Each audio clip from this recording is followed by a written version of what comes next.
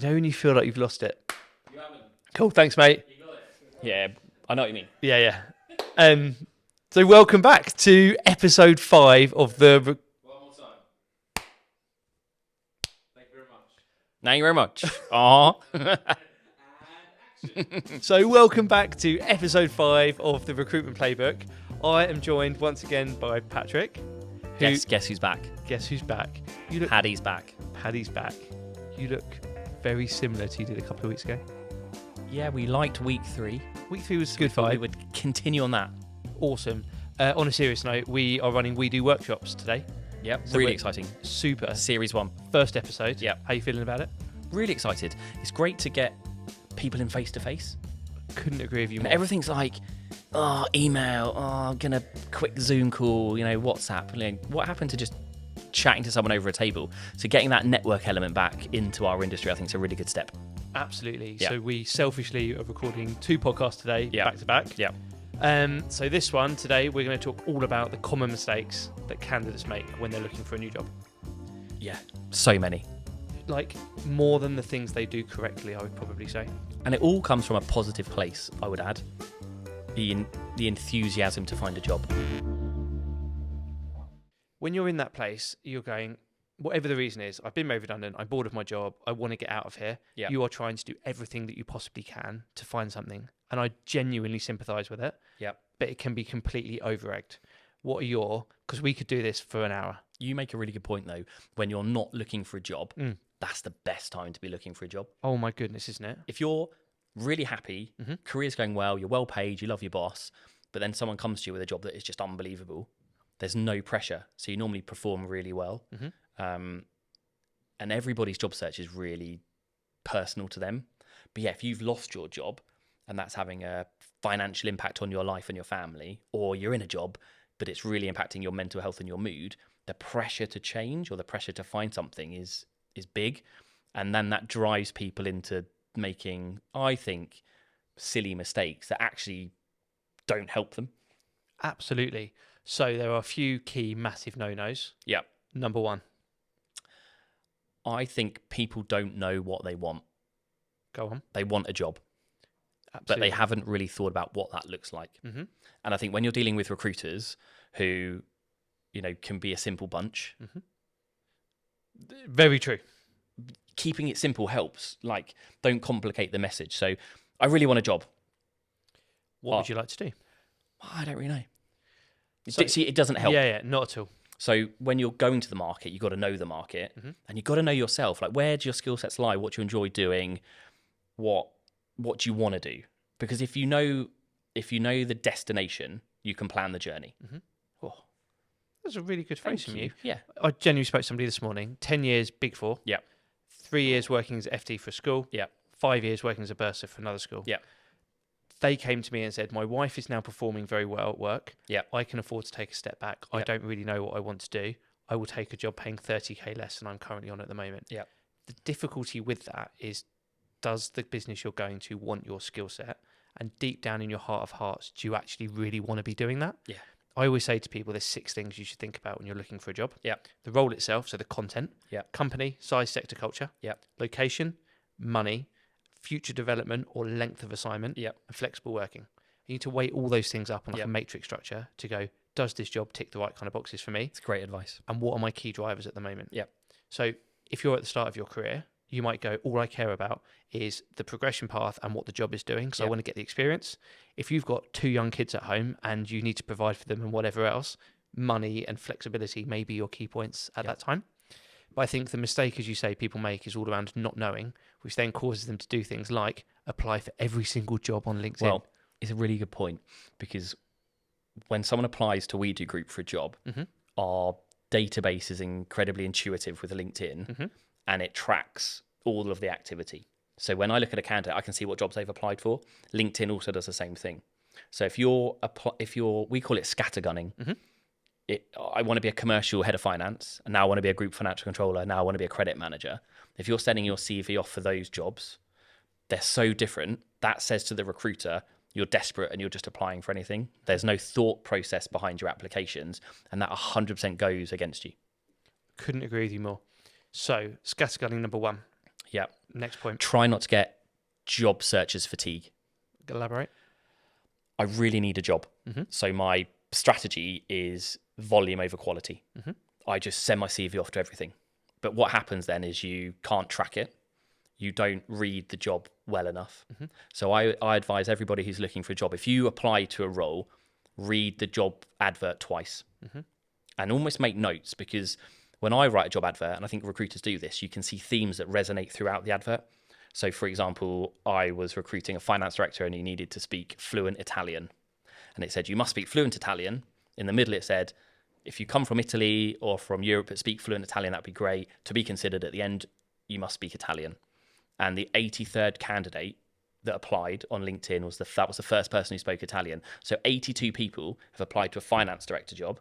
It was 140K in London, great brand, looks cool. They hadn't read the advert. And most of those people, I presume, were finance directors.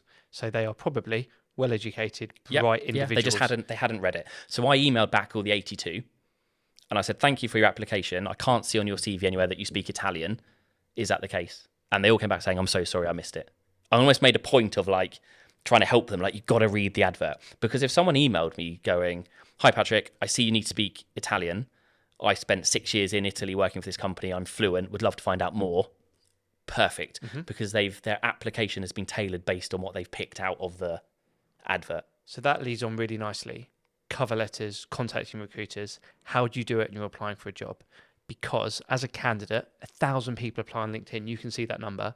How do you stand out? What are the do's and don'ts? So when you're applying for a job, a great bit of advice is pretend you're the hiring manager. Go on. I'm recruiting that job. Would I be interested in myself? Yeah. So real emotional intelligence before you start. Because if you know deep down you're probably not right, guess what? The person hiring probably is going to see the same. Yeah. So candidates get really frustrated that they apply for jobs and they get no feedback. But when I've been through that process with candidates, I'm just curious. So show me the jobs you've applied for. I'm like, well, 80% of the roles you've applied for, you're not right for. You haven't read it. So no one is going to reply. So if you apply to jobs that resonate with your personality, match your skill set, you're going to get a better hit rate. So don't be downhearted if you apply for a job. I apply for a job to be a pilot, and I go, I'm not a pilot, but I'm really interested in planes. I've been on a few and I'd like to fly one. Oh, these recruiters never get back to me. Of course they're not, because there's no connection. So you can drive better results by planning where you apply. And then recruiters are really busy. So short, sharp, sweet. When you apply to a job, it makes me laugh that people roll out their covering letter. They've got a one-page covering letter that's a bit like, I don't know, like their life story. And it almost looks a bit like a legal letter when I receive it. Completely. To whom it may concern. Yeah. I'm a team player, but I work well on my own. I don't give a And what happens is they put hi Patrick in a different font, and then they copy and paste their old covering letter that's got no relevance. It's lazy. It basically tells me that they can't communicate quickly. They put no thought into it, and it goes against them. So when you see a job, read the advert, pick out 2 or 3 things that continually resonate throughout that advert, highlight that to your skill set, and send me a 1-sentence application with your LinkedIn URL and your CV. Perfect. Short, sharp, sweet. Absolutely the best advice. So from a candidate's perspective, there's 1,000 jobs out there. Yep. How do I niche down into the ones that I want to apply for? Start with you. Where's your skill set lie? Yep. What can you do and what do you want to do? Then look at locations, look at salary, look at job titles, and try and target that to the roles that you really want. I think setting up, so all of the job boards and LinkedIn all have a saved alerts function. Brilliant. So every day you can get emailed the right jobs. Yeah. I think where people have an issue with this is they don't set it up correctly. No. So actually use a Boolean search term. So if you search finance director, what it's going to search for is finance or director. Yeah. So you're going to get director of operations and finance assistant jobs come up. Yeah. So make sure you're putting it in quotations. Yeah. I can bore people on Boolean searches for about an hour. So if anyone wants to talk about that, just reach out to me and I'll run through it. But it really helps. Massively. Because the idea is then every day you sign up to 10 job boards on LinkedIn. Yeah. You get 10 emails every morning and each one has 3 jobs in there and 2 of them are actually relevant. Yeah. So you can quickly apply to each of them and then you're applying to jobs that you're suitable for. So you're more likely to get a call back on those jobs. Couldn't agree more. And my other tip would be when you engage with the recruiter, so we might get 500 applications for a job and we're shortlisting 5 people. Before the advert's gone out, we've already got 3. 2 people we already know, 1 person we placed a long time ago, we track their career. So we've got 2 slots left. during the process, we might find the fourth. So really, of the 500 applications, we're only looking for one candidate. Which is mad. So you're one of 500 to even get an interview. So the odds are really tricky. So the way that you engage with the recruiter really helps influence that. So if someone says to me, hey, Patrick, looks like a great role, just want to understand where we're at in the process, is the role still live? I noticed on the advert you were looking for this, and this, and I feel I tick those boxes. Would love to have a follow-up conversation. It shows empathy. It shows they understand the recruitment market. It makes me go, that's a nice email. I'm gonna go back to them on that.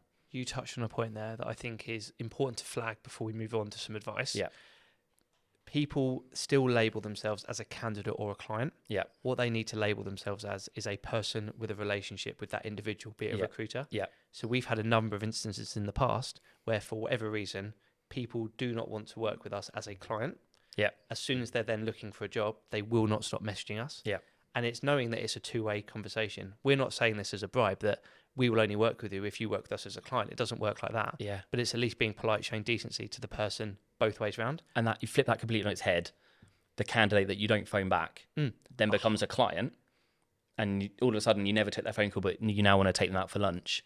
I think it's a two-way street, but I agree. You have to focus on building the relationship. Don't differentiate between a candidate and a client. Absolutely. Because it flicks so quickly between the two. Completely right. So should we give some people some advice? Yep. What are we talking about? Harry? Interviews for clients.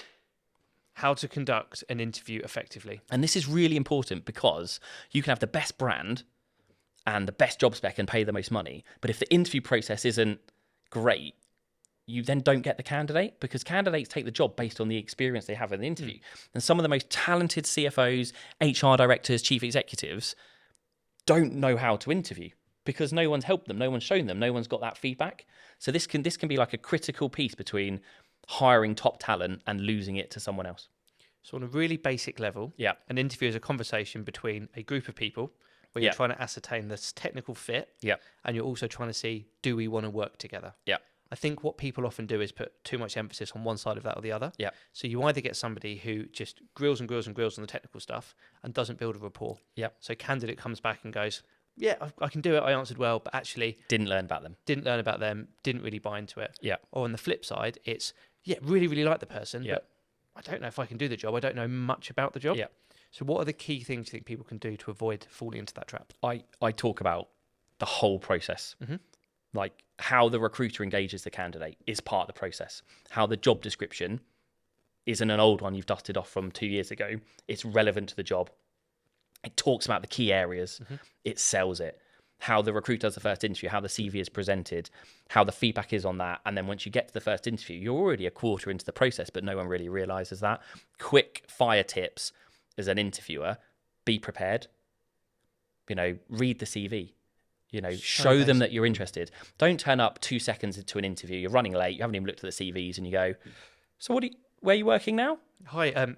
Yeah, you don't even know their name. So set time before an interview to give yourself 10 minutes thinking time just to prepare. Don't be late. This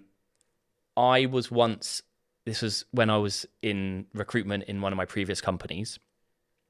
One of my bosses left me in a room for 5 minutes. He said, right, I'll meet you there 10 o'clock. And it was 7 minutes past 10. And he came in and he said, how long do you think you've been waiting in this room? And I was like, 40 minutes? And he was like, no, 6 minutes. And the reason I did that is because when you're a candidate waiting, so you're busy doing your job and you're talking to Sarah and you're quickly firing off an email, before you know it, 20 minutes can go and it's felt like 1 second. If you're the candidate who's nervous in an interview room, that 5-minute delay feels like an hour. And it then doesn't make them feel important. It's like when you're talking to someone, but you're on your phone. It's that concept. So prepare for the interview, get to the interview on time, show them around. The biggest feedback we get when people really want the job is that they got a tour. So show them the company, walk them around. You don't have to just go reception, meeting room, reception, gone. So be much more interactive. Plan your questions. You want to create, in my opinion, an environment that enables a candidate to be the best that they can be. So anyone can catch someone out. Everyone can have a chip on their shoulder. They can ask horrible questions. They can see how people cope under pressure. That's fine if that's your tactic. But you get much more if you almost try and make someone relax to the point that they don't feel they're in an interview. because then you really see who they are. And It's I think fantastic. that's my biggest thing. Awesome. So you say plan your questions, ask the same questions. Yeah. Let's talk DE and I. Yeah. So having a fair scoring matrix, I think, is a thing that not enough people do. Yeah. So every time if you're asking the same people if you're asking everybody the same questions, Yeah. you can score them on whatever scale you want, 1 to 5, A to D, 1 to a million, whatever Yeah. that may be. Yeah. But you can then come back with a legitimate reason why that person is or isn't right for the job, Yeah. based on the quality of their answers compared to other people. Yeah. Are there any big DE and I tips? Well, going back to interview scorecards, they're brilliant. What you find with busy people is they don't have time. They don't have time to do it. They don't have time to track it. They don't even have time to give feedback. I really like that candidate. Let's move forward. Okay, but what about the other 4? They were good, but they just weren't candidate 4, candidate 5, whoever I want to hire. So people focus on what they are looking to hire, not what they aren't hiring. So that feedback goes a long way, but as a candidate, it's really, really hard to get that.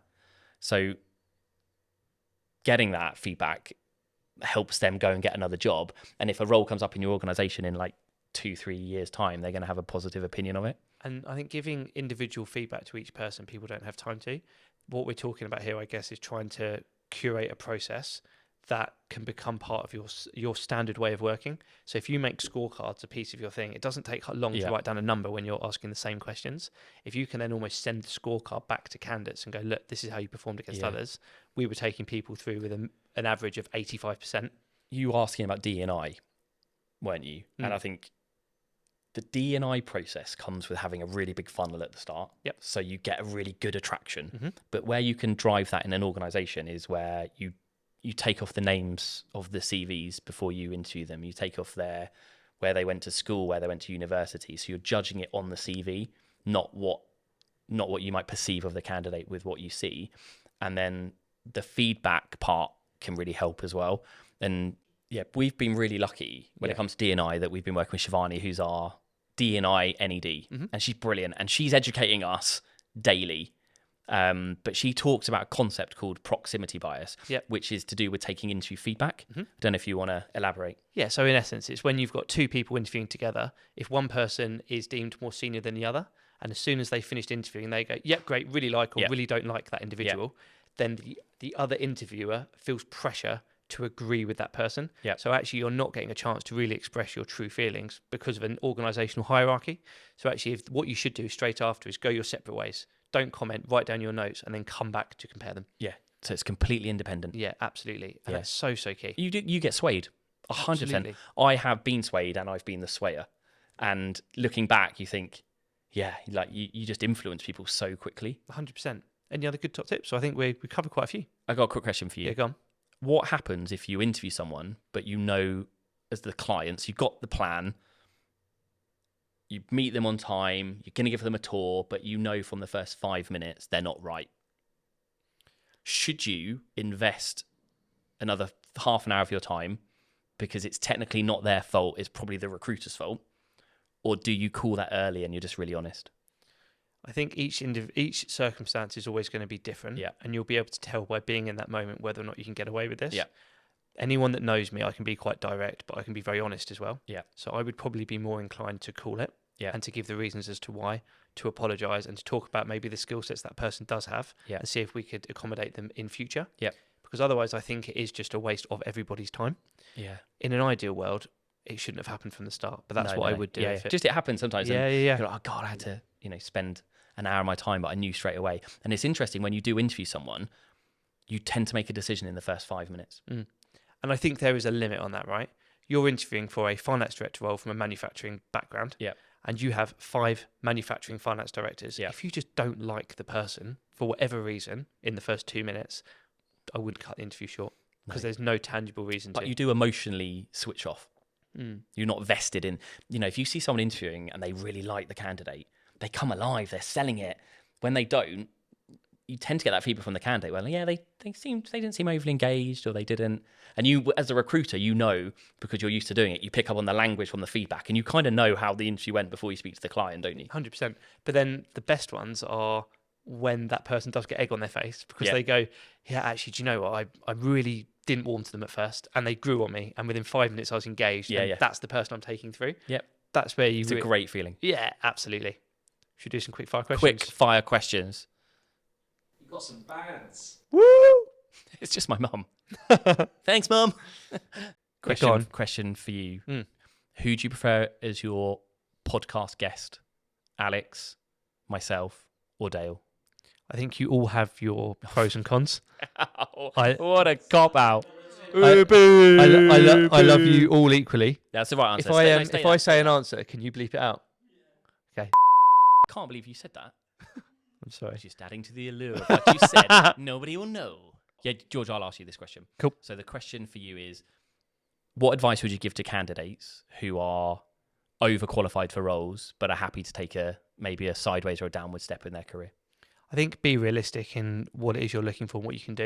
I would say be true to yourself. If there's a genuine motivator for doing it, then I think it's absolutely fine. I think if you're just doing it because you're struggling to operate at the right level, then speak to your recruiter to make sure that you are doing everything you can to secure the right role for you. Yeah. Unpaid internships. Yeah. Do you believe in them? Or do they favour people from wealthier backgrounds? I hate them Go on. passionately. I think it's exploitation. I agree with If you get someone to come and contribute to your business, you should pay them according to the job they're doing. What? It's basically a way to get unpaid people to come in on the proviso of experience. So bad. If you do it, bad. Are ties and suits dead? Easy answer is yes. I think in the majority of roles that we recruit, I think there are certain sectors where it's still acceptable. And I think not acceptable, it is the norm. I think if you work in those sectors, but 90% of the time, yes, I think they are. Unless you're going to a wedding. Unless you're going to a Always wedding. have a suit for a wedding. I've got an anonymous question for you. Go. It is actually a serious one. Okay, yep. Anonymous person, company is going into liquidation. Yep. Will this affect badly on them as a finance director? It really depends. And it's not really a quick fire answer, but given the circumstances, I'll give you a little bit more content. If you've been a finance director for a business for a long time and you haven't acted as a proper finance director that has led to that, then yes, that could have an impact. So, if you haven't been able to commercially change something, or if you haven't spotted something, finance directors should see the iceberg before the boat hits it, I guess would be the analogy. However, high risk, high reward. Sometimes things take off, sometimes they don't. Sometimes market conditions change. Sometimes there are things outside of your control that you can't impact.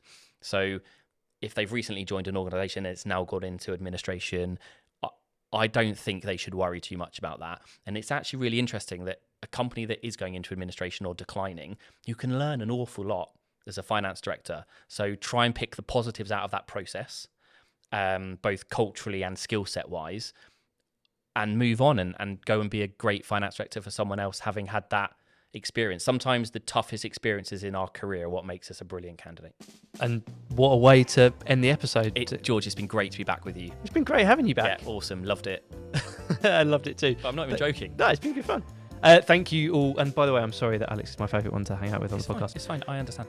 But thank you all so much for listening. And if you wouldn't mind, please liking, subscribing, share it with your friends, add us on LinkedIn, and we'll see you next week. Or if you've got any ideas or topics you'd like us to cover in future episodes, let us know. More than happy to add them to our list.